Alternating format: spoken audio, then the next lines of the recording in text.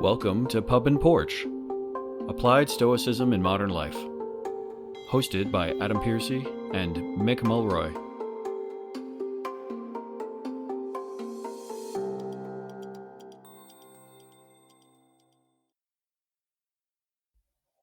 Well, we are back here on Pub and Porch, Applied Stoicism, podcast with Mick Mulroy and myself, Adam Piercy.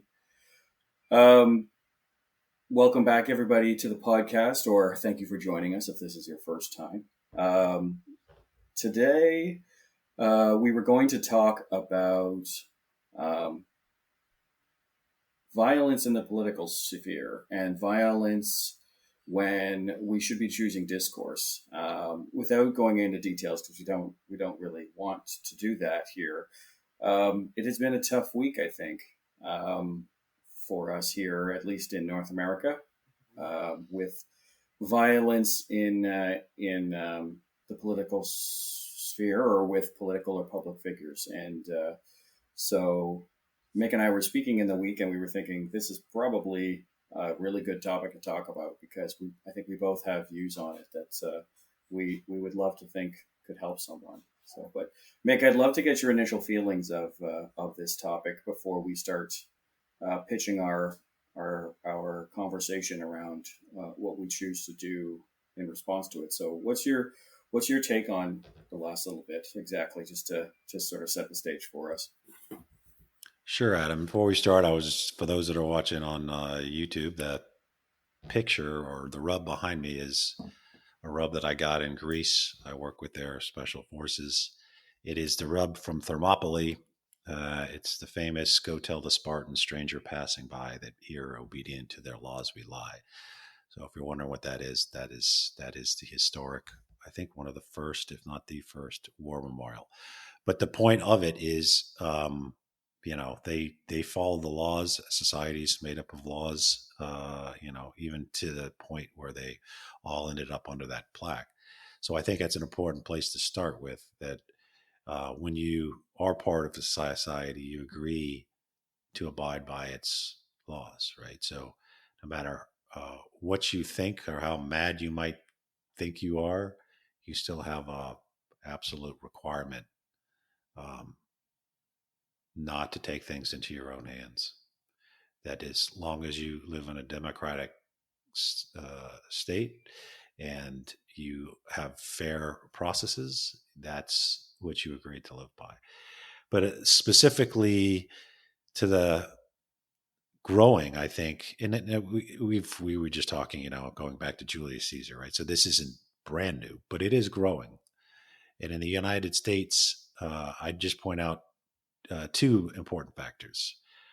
One, and ABC, who some of you guys know I work for, did a study, and in the 80s, they found out that people started moving to places based on their political ideology. Prior to that, most congressional districts were fairly evenly split one way or the other. So you might have 55 to 45 Republican or Democrat, right? So what does that do? That means you have to listen to the other side, right? 45% still a pretty substantial portion of your constituency if you are a representative. Now it's like 95-5 one way or the other, because people started moving to areas based on their political affiliation. So red states got redder, blue states got bluer in the U.S. Dialogue of how we label things. And what does that do? Well, what does that mean is that essentially every political person is now being more pushed to their extreme on their side, right? Because if you have 95% of Republican or Democrat, then the primary is actually where the election happens, because there isn't really any opposition. And so it pushes people, whether it's far left or far right, it's still far, right? Not necessarily in the center. And so that makes it very difficult to listen to the other side. And quite frankly, it doesn't even serve representatives. And this, I'm talking about the US, but this could be any democracy. It doesn't even serve them well to talk to the other side and work with the other side in Congress, because it'll be used against them in their next election. So when you used to hear things like Ronald Reagan, a Republican, Tip O'Neill, a Democrat, Speaker of the House, have sharing a pint at Murphy's in Old Town Alexander while President Reagan was the president. I mean, that just doesn't happen anymore, right? And so there has been a sea shift. And on top of that, you have in the United States radical groups. So not the political folks, but radical on both sides of the aisle that are armed to the teeth, both sides of the aisle. The left took a little while to get there, but they realized the right was getting very well armed. There's more weapons, and I'll be straight up, I own weapons because I'm not into unilateral disarmament, to be frank. Not that I have any affinity for weapons, guns is what I'm talking about. But there's more guns in the United States than there are per capita than there are in Yemen, for example, a country that's been at war for decades. And with it, so you have a growing radicalization. You have the means to carry out violence, and you're seeing things like the politician in Minnesota that was killed along with her husband, like the influencer who was killed at the University of or at the university in Utah. Both horrible. Both should be treated the same way. So I think this is how Stoicism would deal with these issues. I think to start with, and I'll throw it back to you after I make the case. If you look at Zeno's Republic, right, an answer to Plato's Republic, it was revolutionary in many aspects. But I think it would promote, even with the revolutionariness of the time, that's a word, it promotes a centric, kind of moderate version of politics. First of all, it promotes equality. So every class has a say, whether you're male or female or, race or ethnic group or what have you. It really does champion the idea of the universal citizen, which if we take it into geopolitical sense, that's obviously one thing. But what the way since I'm taking it is, you treat everybody like a brother, right? So even Martin Luther King used it from Stoicism. If we don't treat either everybody like your brother, we're going to all end up dying like fools, to paraphrase him. This is a concept that I think we're losing entirely. Obviously, he means brothers and sisters in the Republic. He especially, basically not treating everybody like an enemy. Othering is a term I've heard and I'm going to use. Is just basically dehumanizing the opposition, and you can hear it right now in response to this horrible assassination shooting on this campus. People are immediately talking about revenge and these evildoers who I assume they're just talking about the other side, since this was an individual and it wasn't a group. That is also something that's really not in keeping with the Stoic tradition. And, Aurelius said, the best way to get back at your enemy is not to be like them. And then of course, the concept that under wisdom, that we have the ability to listen to one another and not just wait our turn to blast the other person in our views. So I think there's many things that Stoicism can bring to the table to try to mitigate this growing, and it's not just here, but the United States just tends to be extreme in so many different things, good and bad. But certainly is happening here, where people simply don't talk to each other. And then, I'd like to hear your ideas on thoughts on this too. Social media, right? Yeah. So social media is not just the growing separation of society and weapons. It's also social media. So those are my initial thoughts. Adam, back to you. For sure. I mean, and what's interesting that when we talk about this, right, is is people sometimes look at philosophy, especially ancient philosophy, and they detach it from now. But you and I were talking before we started recording, like this is not a new concept, right? That violence is happening in an area that's meant for discourse to happen. And I should say too, just in case, right? Like when we say discourse, we mean talking. We mean literally talking, just talking to each other, right? And we were citing an example before about there's a very famous very very public political assassination that occurred in the ancient world, which was Julius Caesar, right? And so this is not a new thing. They meaning the Stoics, but also we as humans have been fighting this since the beginning of time, probably. So I don't know if it's going to get solved immediately, but I think that Stoicism has been dealing with this so much, right? We're in some ways, and because we look danger and we look this stuff right in the face, that sometimes I think like we should take lessons from those periods. So, but when it comes to Stoicism and how it approaches this, I mean, the first thing I would say is I can go right to Marcus, for example. So Marcus is in his life the most powerful person in the Roman Empire, in the what is essentially then considered the world, although there's of course way more than just the Mediterranean. But Marcus, and this is one of I always remember this quote that comes up, which I'm going to cite it specifically. This is Book 2, paragraph 16. In the next place, the soul does violence to itself when it turns away from any man or even moves towards him with the intention of injuring, such as are the souls of those who are angry. So you have someone who, like Hadrian, could literally stab somebody in the eye, and he would not face any persecution over it. And he is deciding that violence is wrong, especially when that violence is physical violence with the intention of injuring. And so I think right from the get-go, Stoics end up being, I wouldn't say they're pacifists, but because that like I've struggled being a pacifist with this in my life, but what I would say is that they are definitely pushing towards the idea of gentleness.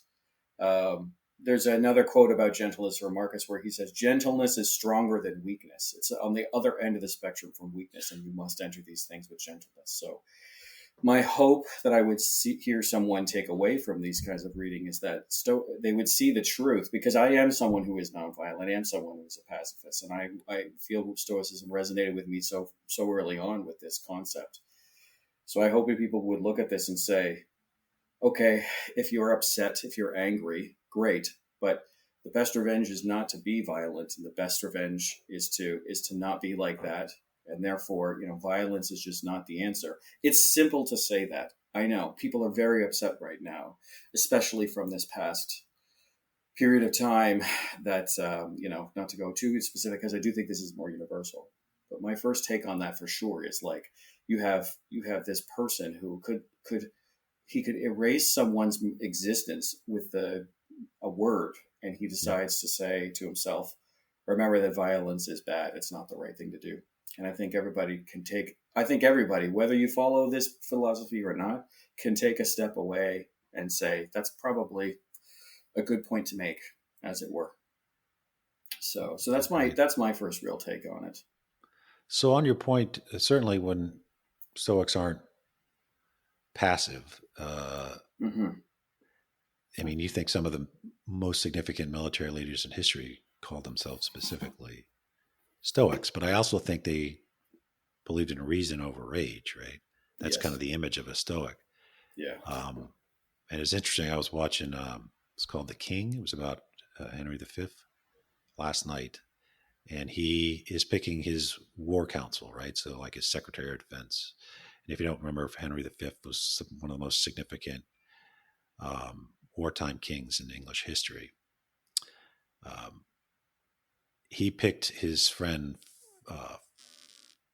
Falstaff, John Falstaff, and he was a common soldier, officer, leader, and a war hero, and he was reluctant to take it. And Henry V was in a room full of other advisors who may have been questioning his choice too. But his point of why he chose him was not because he adored war; it was because he despised war. right? And why did he despise war? Because he had been in it personally. Yeah. So it's easy to be an armchair general where the consequences of decisions don't fall onto you. And I think I bring that up because I think the Stoic is the Falstafs, right? So they have the capacity to defend themselves and certainly to bring violence, but they have the concept of reason over rage, and that's where we're missing right now. We've watched very senior people in the last few days talking about a war. It's like, well, who are you fighting? Yeah. Talking about, retaliation, borderline, calling for some kind of reciprocity and violence. Look, I understand being mad. I've had friends killed, and I wasn't the most reasonable person at the time. That happened, certainly. But there is a responsibility that you have to look inside yourself and say, okay, and I'll just do it to myself rather than focus on other people.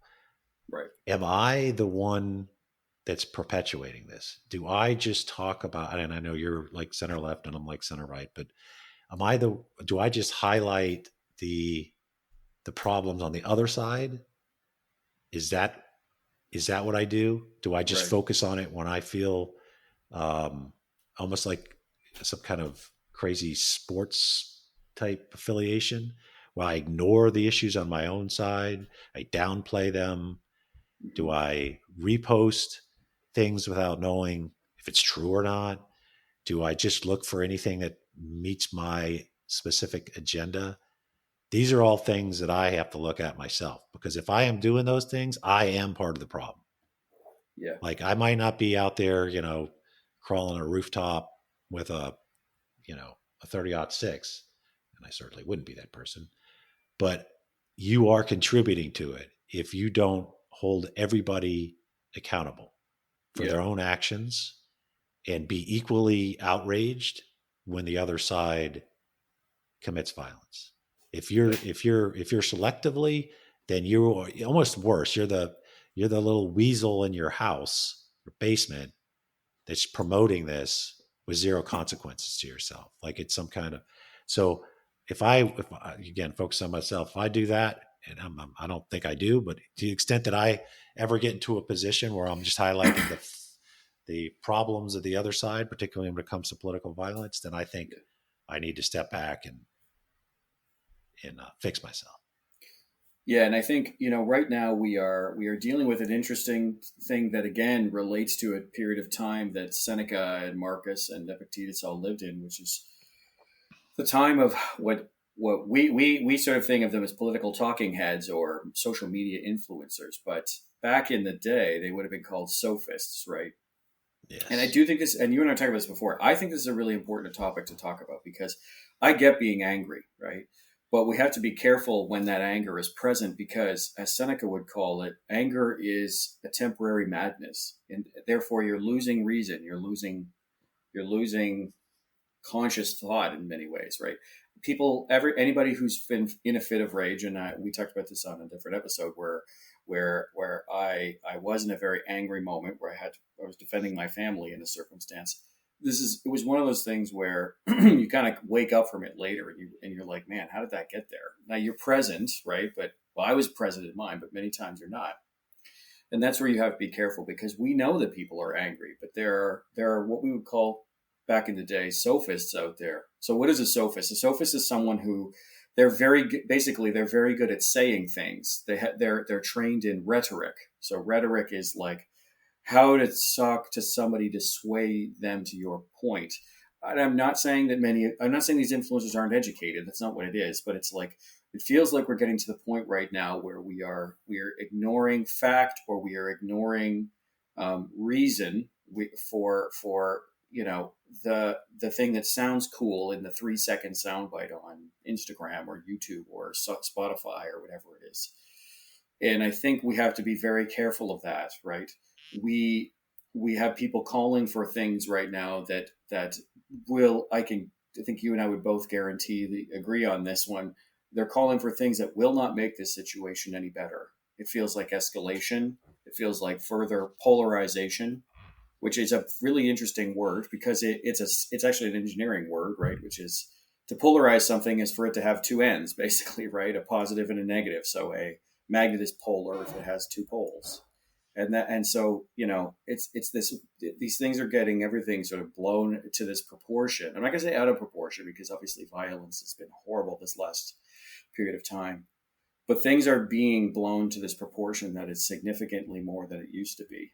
And so, I think for me, I would say you have to beware sophists right now. Socrates was the one I said that. I said it earlier, and then I think you recognize that quote. I couldn't find it immediately, but beware sophists is definitely a phrase that has always kicked up in my mind. That doesn't mean don't listen to people, though. I think we have to be clear. Like, that doesn't mean to not listen to people or call everyone sheeple or something like that. That's not what we're talking about. But when someone presents an argument, it's okay to not be. It's okay to take that argument and listen to it, and it is okay to disagree with it. And if you're giving an argument and someone disagrees with you, that's okay. It should be okay. Right? The discourse that we have, I mean, we've sort of talked about this in other episodes that may or may not have been heard yet, which is, I firmly believe that one of the things that makes us humans and no longer great apes is that we have the ability to discuss. We have the ability to disagree. We aren't operating in a primal instinct phase. Our consciousness allows us to talk about other things. And I think that's what we're asking for here, is for people to use that kind of thing. So that's how I look at it right now, right? Is we have to beware this soundbite because it's not making it any better. We have to ask ourselves what society we wish to live in. And I'm not, and you and I have talked about this. I'm not saying society like the society of the US or Canada, the society of us as human beings. We have to make a decision as to how we're going to live that way. And so, there are great talkers out there who are using really good evidence, but you have to ask yourself right now, right? If you're making a decision based on your anger or fear, there's a lot of fear going on right now.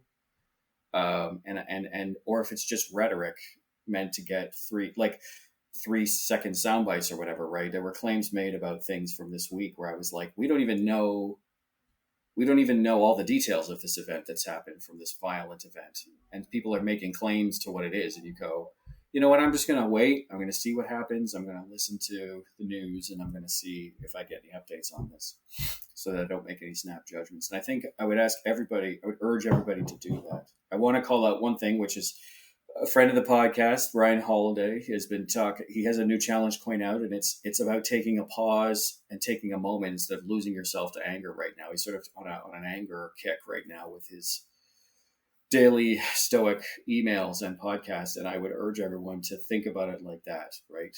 Like, take a breath, take a second. We have to be able to get back to this place of discourse. So anyways, that sounds like a plea, but I mean, as a human being, I am frustrated and feeling quite worried about the normalization of violence we're having right now. Yeah, and ultimately, what it means is, if you look at the Stoic versus the sophist is just about winning the argument, right? So there's no real back and forth. It's not a dialogue where there's a kind of mutual agreement to get to the heart of the matter without any conceived ideas or already made up minds. And so very little ever gets done in legislature, right? I mean, they basically don't do much other than, and now just become social media proponents. I would say there's another part to this. It starts down the totalitarian route.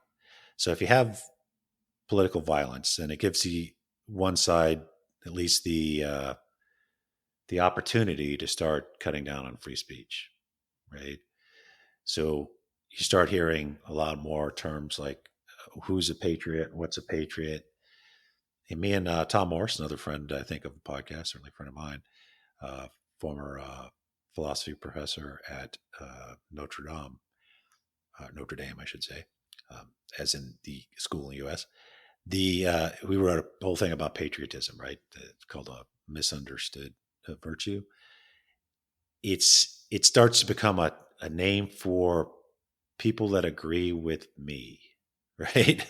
Politically, that's what your definition of a patriot is, and not people who are, I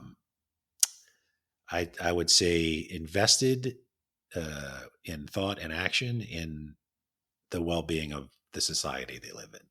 That's a patriot, right? So, and you're starting to hear the words used in the sense of the former, which is you disagree with me, you're not a patriot. Patriots shouldn't have the same rights as other, or non-patriots shouldn't have the same rights as patriots. Therefore, I'm going to take things away from you, like your freedom of speech, your freedom of association, and even your freedom, period. Right. So that's another danger that we're falling into on both sides of the aisle. Right. So, I could point to, you know, federalizing National Guard forces to be used against citizens, but I could also point out the overdone of political correctness when it comes to what you can and can't say. Somebody else determining what words are appropriate or not appropriate on college campuses, right? So that's where we see a lot of, I think, the far left negative, in my opinion, influence on society is they start to become totalitarians themselves, right? With the word police and such like that. So it's like almost like when people get too far out on each fringe, they end up, together. You know what I mean? Yeah. Like it's like circle back around. Yeah, you guys are starting to look and sound a lot alike. I mean, whereas all the moderates in the middle are like, can't we just try to solve, the problem with education, for example? Yeah. Because the education in the United States is plummeting. Kids are not getting taught their scores, if that's reflective of how education is going, of falling through the floor, for example. And none of this is helping. They just want to promote, and then of course it's a promotion of their ideology, and even lower level education. Right? How about they just learn history, science, math, right? Get all that stuff down first before they get flooded with unvalidated political opinions, or just political opinions, which they can come up with their own, or they learn logic and reason. Can you imagine that, doing that before they get thrust into the realm of political sophistry? Yeah, I mean, I grew up in a time of not very. I don't remember there being standardized tests, right? I mean, in Canada we don't have the SATs as a standard thing you take. You take them if you want to go to the U.S. for school, for post secondary school, and it felt more. We had a lot of subjects to cover, right? Like I remember we covered the civil rights movement, and not that like we had we had to do civil rights in Canada, right? We had while slavery ended in the British Empire far before it did in the United States, it existed before that, and there was there was all these other things going on, right? That we learned about from the world, but we first and foremost also learned like how to think about stuff, right? Like we were drilled on the Socratic method, and the Socratic method says that you basically come up with a premise, right? Or you come up with a proposition, and then you have to investigate it to see whether or not it's right, right? And so the opinion's kind of taken out of it, and you sort of look at it from this sort of tiered approach of like, let's start big picture, like, am I even close to the right path? And you kind of drill down and like, okay, well, it's more that I need to be over here, and so I'm going to drill down a little further. And no matter what, I think, because you and I have talked about this already, we kind of agree that like we got to get back to the basics on that one, right? Like, because you talked about that circle. I laughed because I saw an interesting interchange meme with someone, and there was an anti-vaxxer who was like, look, all I'm saying is, why don't we just come up with something where someone's exposed to a little piece of the virus, and then their immune system learns about it and makes it better. And you go, you just invented vaccines, right? Like, so now you're coming full circle, right? And that's because, and the thing is that's because people aren't starting with the premise of maybe something is bad or maybe something is good. They're sort of saying, this is terrible. I know this is horrible. And then they're going from there. And that freedom of thought, I think, is really important. And to go back to what we're talking about as violence, especially violence with politics, we have to think about the democratic values here that make up the countries that you and I are in, right? And that's really important here. This ability to talk about things is, and I would actually say one of the core values for democracy is truth, right? Because it is the rule of the many, right? In the sense, like, we're all voting on things, and the U.S. is a republic, and we're a constitutional monarchy, and there's very big similarities there. But ultimately, it is about truth. It's about, and that's something I think that's very important here. And it's not truth about what happened. It's about the truth about what objectively is true that is going to make things better, right? Like, if we found out, for example, that I don't know, almonds are objectively, factually true, bad for society, then we should probably take a stance against almonds. I got nothing against Big Almond. I'm just going to say that, but I think it's a very important thing to take. It's based on factual evidence and truth. We have to be very careful that we're not just listening to things that make us feel better, because sometimes the truth hurts, right? And being in a democracy, sort of the price that you pay, and I've said this to people before, and I guess it makes me sound not militant, but like hardliner, is I'll say the price you pay in a democracy is vigilance. You just can't, you have to always be vigilant to stick to, looking for the truth and whatnot. And I know it's hard. I know it's not easy, but it's worse to turn your back on these things, right? And just go with whatever makes it feel good. Like, I hate to quote Dumbledore from Harry Potter, but I interestingly used this quote with my partner's little girl recently, which was, he says, "The choice will soon come between what's right and what's easy." And that's a really important point to take in some ways, because it's sometimes the truth, the better thing is the hard thing, right? Mm-hmm. And in this circumstance, when we go back to, what's that? The obstacle is the way. Absolutely. So looking back on this, people are angry. And the easy thing when you're angry is to stay angry. It's to stay in that pit of rage and become worse. And the hard thing is to say, I'm going to stop for a second. I'm going to remove myself from the situation. I'm going to take a deep breath, whatever it takes. Look in the mirror, if you're quoting the Ryan Holiday point. And you say, what are we going to do here? And I think it's important, like asking yourself, what's the truth in that circumstance? Because it's such a big thing. I don't want people to run off the handle while not looking at what's true, instead of going with what makes them feel better. Anyways, that's a bit of a rant, but I'm stuck in this cycle all the time of just coming back to, like, what's the right thing to do? Well, you're not going to know it if you don't look at the truth. Yeah. And, sometimes you can't control what you feel, right? So you just get mad. But the question then is, what do you do with it? Yeah. The easiest quick answer, if you're in a fit of rage internally, just stop talking. I mean, that's what I do. That is the easiest and quickest way that you can control, right? You can't control necessarily that you get angry. It just happens, right? But you can control whether you start talking. You can control whether you just keep making it worse. So I would say the first thing is, stop and reflect, which is another way to just zip it.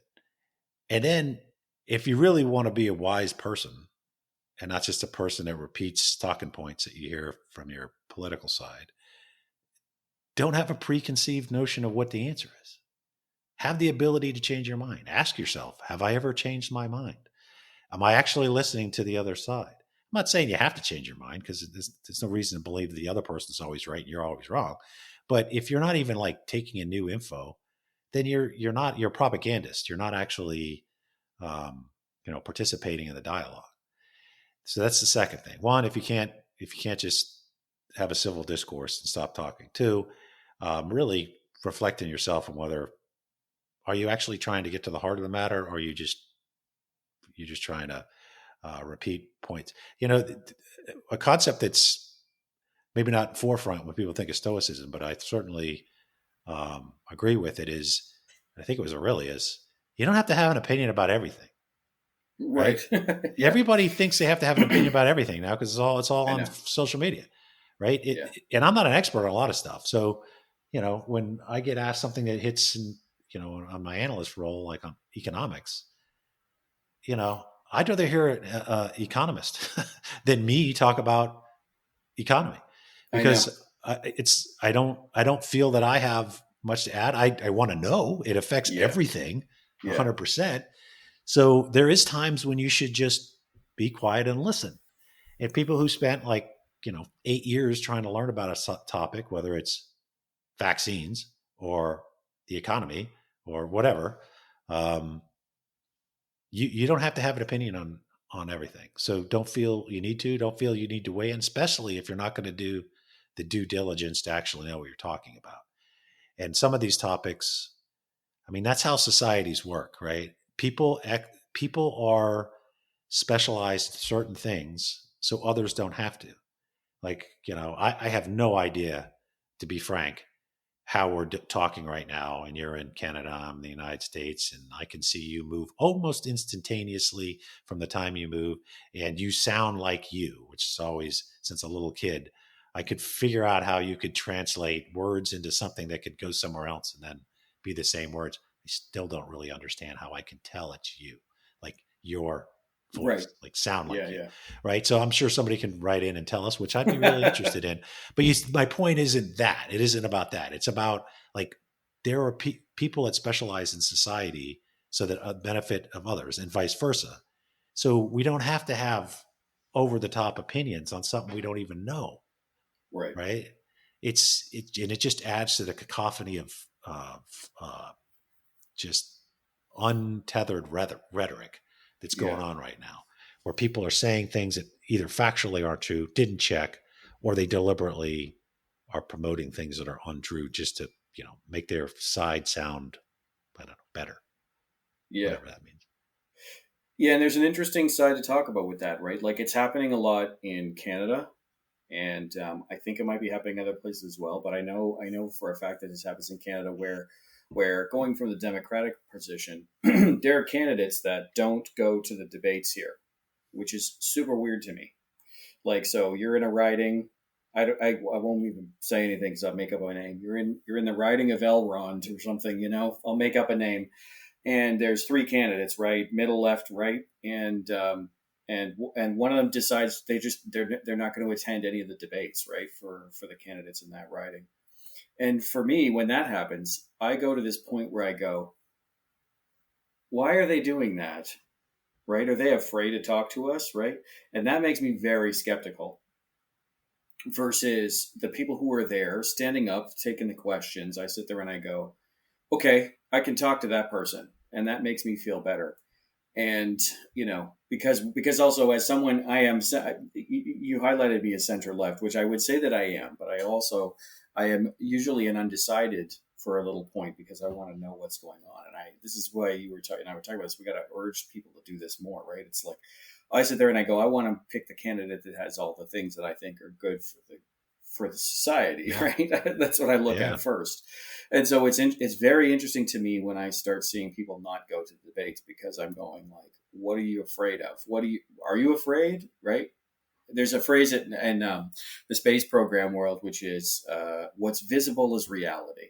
So they might not be afraid at all, but it certainly doesn't look like that when they're not going to come out and do a common topic debate with their peers, I would call it, on the ticket for a political election of some kind, right?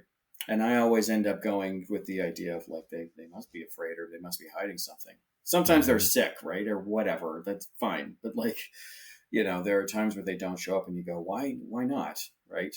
They work for us. Like I hate to be that guy, but they do work for us, right? And Right.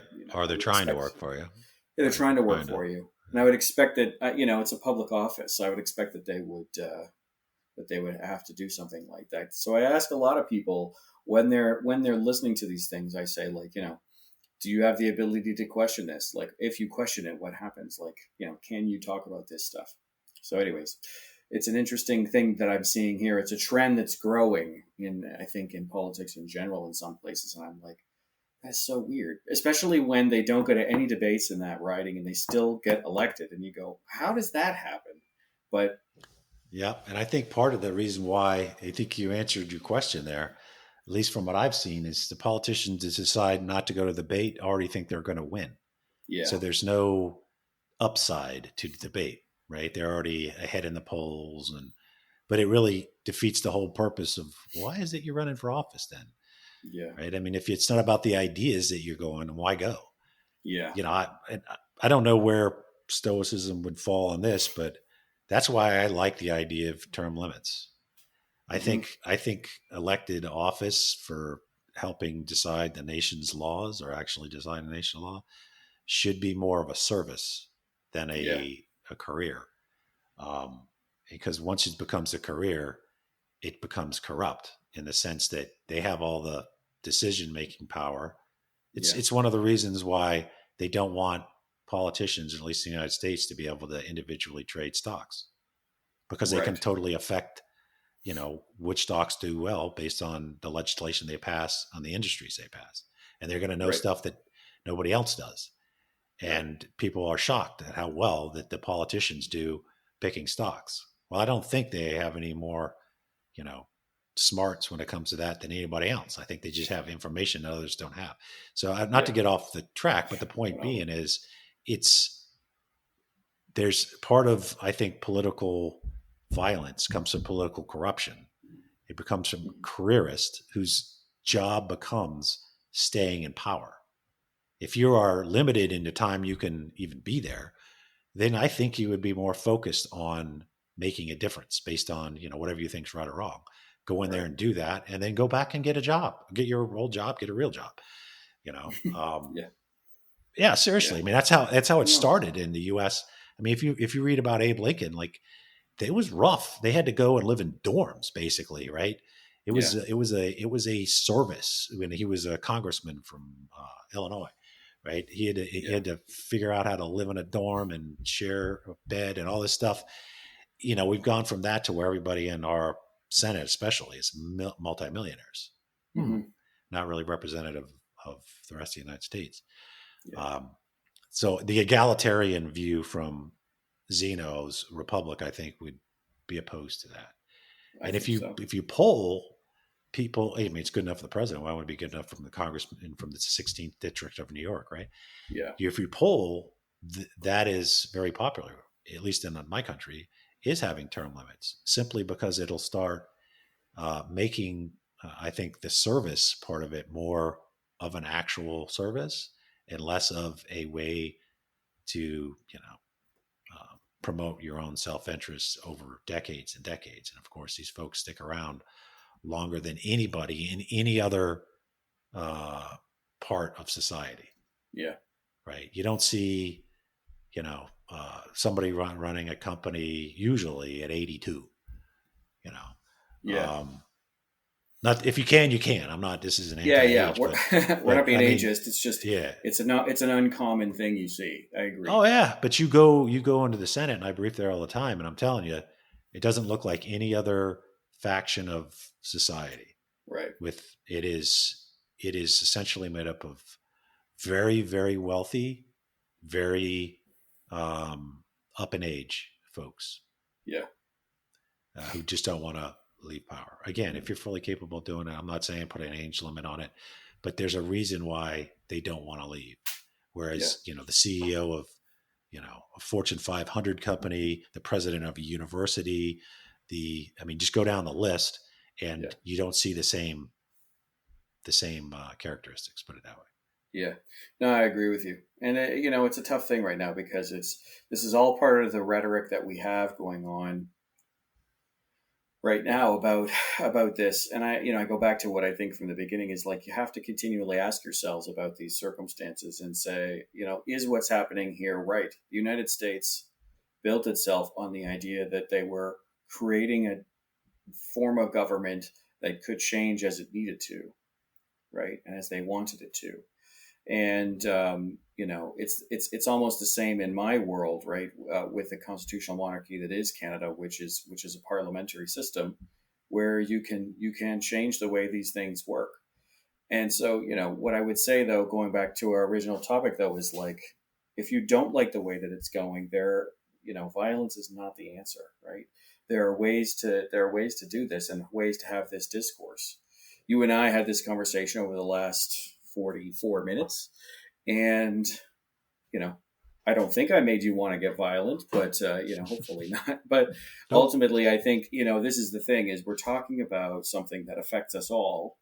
And we should be able to talk about this. We need to be able to talk about it. It doesn't help to get polarized. It doesn't help to get radicalized. It doesn't help to get violent. But I hope somebody listening today is feeling maybe a little bit better. If you're not, I hope you find someone to talk to.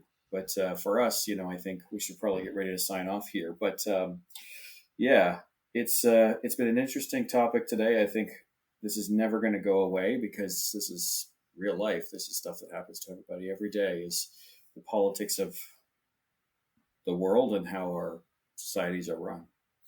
But if there's any last words you'd like to say today, Mick, why don't you give us your thoughts? Yeah. So I guess parting shots would be: pick reason over age, be reflective on yourself and whether you're adding or making it better. In your pursuit of wisdom, if you want to use one of the virtues. And then lastly, if you really want to fight, join a damn gym. Yeah.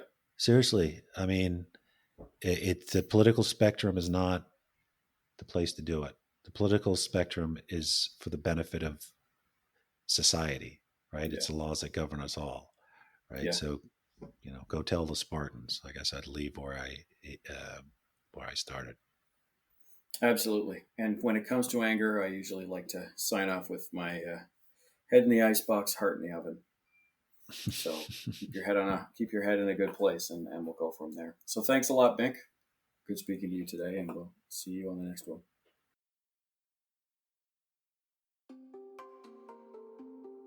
Thank you for listening to the Pup and Porch podcast. If you'd like to find out more about the podcast or its host, head over to pupandporch.com. And you can listen to all our episodes on Spotify, Apple, or whichever platform you prefer. And if you'd like to help out with the podcast, you can find us on Patreon. Drop us an email if you have a comment on any past episode, you have a suggestion for future episodes, or you have an essay on an important topic for Stoicism. Send it to us, and then we can be reached at info@pupandporch.com. Today's music was provided by bensound.com. Until next time, Pup and Porch out.